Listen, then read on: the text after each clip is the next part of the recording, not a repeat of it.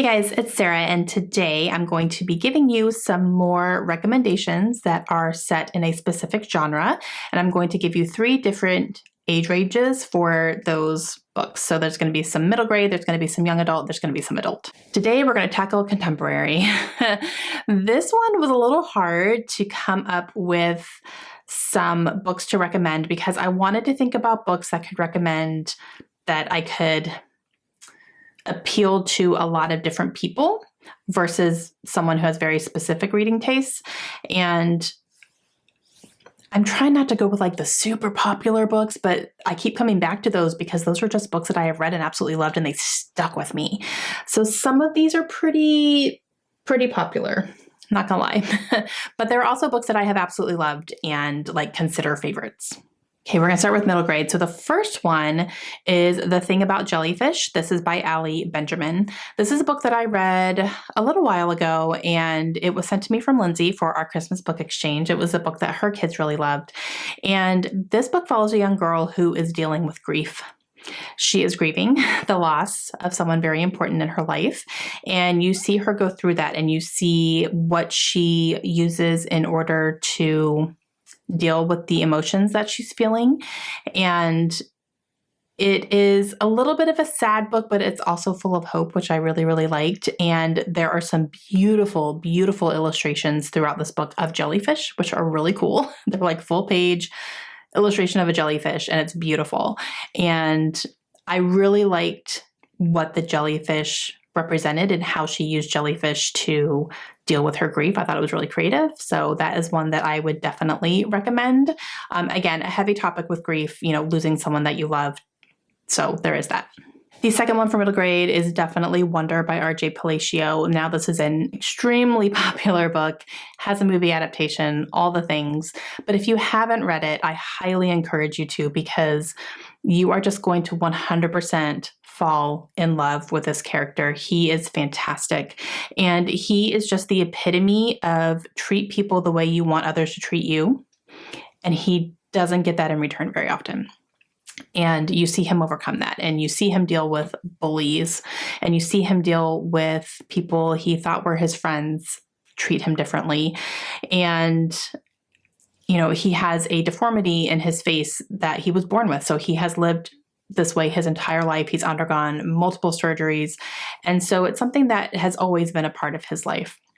He's always dealt with it. And so when other people come into his life, it's hard for them to adjust to that and whatever.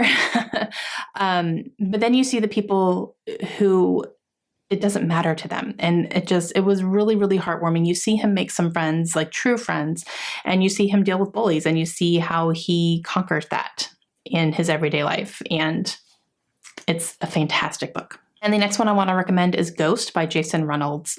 This book is fantastic as well. And it's a little bit of a series. There are other books that follow this one that follow other characters. And Ghost was fantastic. So it follows a young boy who gets recruited onto a track team. He's a very fast runner, and he never really thought about going out for sports or doing anything like that. It's just something that he was doing. And a coach notices and ends up recruiting him to be on the track team and to work with him. And you see this coach really take this young boy under his wing, because this boy has a hard family life and things that are happening at home that put him in some really hard and difficult and sometimes dangerous situations. And you see this coach really be a positive role model for him throughout the book. And it's a short one. It goes really quick, but I read it for my one of my classes that I took for my library sciences degree when I was taking a children's course. And it was fantastic. I will read anything that Jason Reynolds writes. He is a fantastic author. Okay, for young adult, we're going to go with a recent favorite, which is The Serpent King by Jeff Zentner. I have not shut up about this book. I am positive this is going to be one of my favorite books of the year. And, I just read it last month. Now, this one follows a trio of friends who are in high school. They're seniors, and they are working on how they're going to get out of their small town. They live in a very small town in Tennessee, and they deal with bullies at school as well. So that's a big thing in this one. And one of the 3 is the son of a snake handling preacher. So that's interesting. It's a very interesting lifestyle. His father's also serving time in jail. And so there's not only a stigma of the snake handling, but there's a stigma of he's in jail.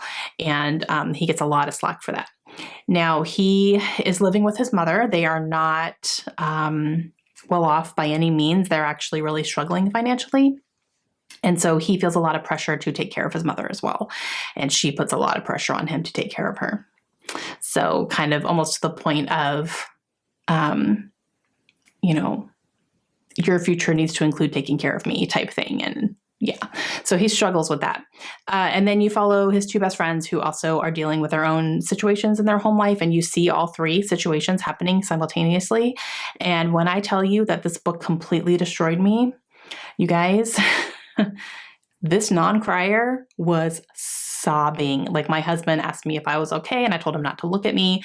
Like, I can't even handle this book right now.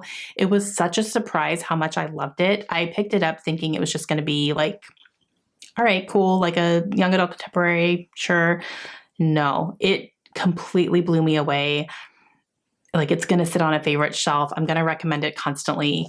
And it was such a good surprise, and I was really happy. The next one is Tweet Cute. This is by Emma Lord. And this one follows two high school students again. And this is interesting.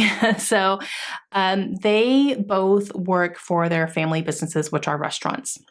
Both of their families are in the restaurant business in different ways. So one works for a corporation. The other one is like mom and pop family diner type of thing. And one day, the family diner starts accusing the corporate company of stealing a recipe for like a grilled cheese sandwich or something that they're very famous for. And so this starts kind of a Twitter war between the two of them, which gets them both a lot of attention, and it's really kind of helping their business. Now, what these two people do not know is that they are both the ones behind the Twitter wars. They're the ones writing the tweets to each other, but they don't know who is who. They're friends at school, but they don't know that they are the ones who are doing these tweets to each other. So it's all just kind of like happening simultaneously, but they're really friends. And then they're like enemies online. And then there's a whole nother like app aspect to it that was really cool that they're both involved into. So like you're kind of seeing them connect in all these different ways and they don't even know it. It was the cutest thing on the planet. It was so cute. I loved this book. It really surprised me how much I loved it because young adult contemporary is not usually something I would gravitate towards, but I loved it. I thought it was adorable. It made me hungry because one of the character's sisters has a baking blog as well. So that's in there too. And there's a lot of food talk and it really made me want a grilled cheese sandwich. I will say that. But yeah, so this one is adorable and like it's a high recommend. Then the last one for young adult I'm going to recommend is Autoboyography. This is by Christina Lauren. Now, this follows a young boy who moves from California to Utah with his family for one of his parents' jobs. And he's bisexual. So in California, everyone knew he was bisexual. It wasn't a big deal. It was fine. But they moved to Utah. And they moved to an area in Utah where it is very heavily Mormon populated. And so as a family, they decide to keep his sexual identity secret. And that's something that he struggles with a little bit because he doesn't feel like he can be completely himself, but he does understand why they made that decision and they all made it together. So that's something I liked is that this has a very, very strong family foundation, especially for this character. And so you see him meet another boy who comes back into the school as a guest speaker, like he has already graduated, and he comes back into the school as a guest speaker, and they have like an immediate connection when they meet eyes, and you see them start working together and studying together and building a friendship, and then it turns into something more.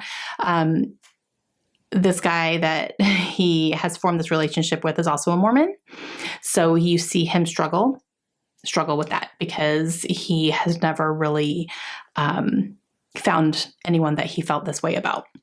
So you see him struggle with his faith. You really do. And his family was interesting. So I really, really like this story a lot. And I really liked the strong family connections that it builds upon. It was a good one. Okay, for the adults, first one I'm going to recommend is one of my favorite books of all time, and that is Beartown by Frederick Bachman. I know that probably a whole lot of you have read it, but if you haven't, oh man, this is also one of the heavier books that is on this list for sure, because it deals with a small town in Sweden who are known for their hockey team. And it's a group of young boys, like high school boys. And they are very talented. They recruit all over the place to bring people here to play hockey. So the town really relies on this hockey team for like their economy and to keep their town going and to keep their businesses going. You know, they want to bring outside people. They want to bring in spectators. They want to bring in recruitment people. Like they really depend on this town or this hockey team in order for the town to thrive. So they're going to do whatever they can to protect this hockey team, right? So what's going to happen when their star player sexually assaults and rapes a young girl? What are they going to do? You see what they're going to do because that's what happens. And it comes out and you see how the town reacts to it. You see the students react. You see the victim, obviously, react. You see the friends of this boy react. You see the parents of everybody react. You see how the town reacts to it. And I mean, whoa. You see politicians react to it. It was such a conversation starter, definitely. And it just made you think about putting yourself in everybody's situation in there. There were times where I was furious. There were times where I was sad. There were times where I cried. There were times where I just wanted to scream at everybody. And it really makes you think. And Frederick Bachman has this way of writing these one-liners that are just like gut punching. It just completely gets you. This is a book that I would 100% want to reread and actually mark it up, because the first time I read it, I didn't. And I would really like to reread it and do that again. So heaviest topic by far on this list, but amazing at the same time. The next one I want to recommend is Boyfriend Material. This is by Alexis Hall. This is about I would say this is kind of new adult. It's a younger man. He's not a teenager. He's a man. But he's on the younger side. And his father was a previous rock star, or like a old school rock star, if you will. Definitely past his prime.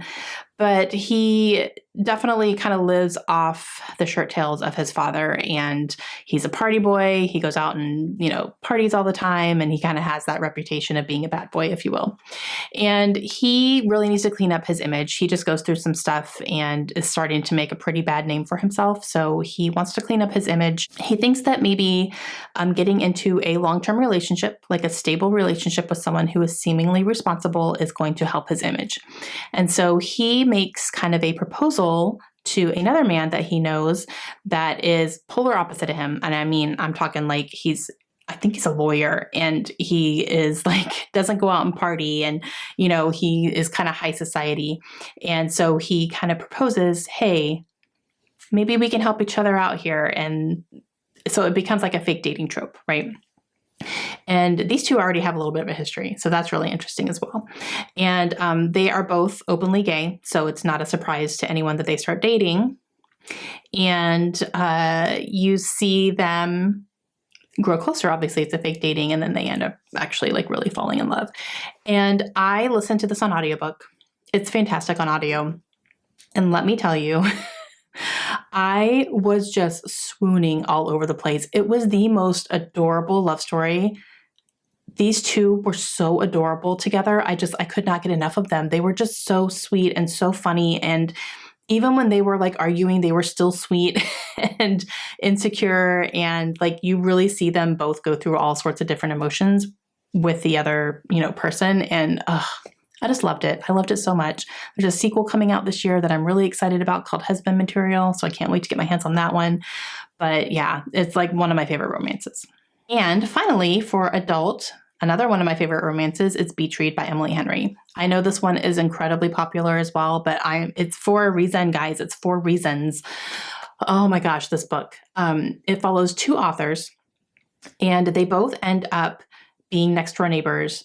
and they're kind of like on little writing retreats, if you will. They're solo by themselves. They just wanted to get away, so they end up being neighbors on this lake that they kind of go to retreat to do some writing because they're both under contract and they're both struggling. And they realize that they're neighbors, and these two know each other. They are not strangers. They know who they are. They went to school together. They never got along either. And so they're just both like, great, of course it's you, type thing, right? So they're both struggling with their writing. They both kind of realize they're both struggling, and they kind of look at each other and they're like, what if we kind of help each other out here? You know, like, let's take this opportunity to help the other one out. And she writes like women's fiction or, you know, romance books, if you will. He writes literary fiction. So they have different genres, different writing styles. And so they decide that they are going to switch writing styles to kind of challenge themselves a little bit and help each other out with that. So they make this deal where they're going to write in each other's genres, and they're going to help each other along the way because brand new territory. And then you see this relationship build from there. And there's so much more to this, you guys. Like, it's not just that. There's things going on in both of their lives that they're both dealing with at the same time that are both really hard. And so you see that happening. The banter between these two was everything. I loved the humor in here, and the way that they were communicating was really fun. And just like, I want to reread this one again as well. Like, I 100% would. It's just such a feel-good book, and I loved it. And I love the writing and the author aspect to it. And it's just one of my favorites. Hey guys, that is it. Those are some recommendations for contemporary books that I have absolutely loved. I know a lot of them were popular. But there's a reason that they're popular, because they're really good.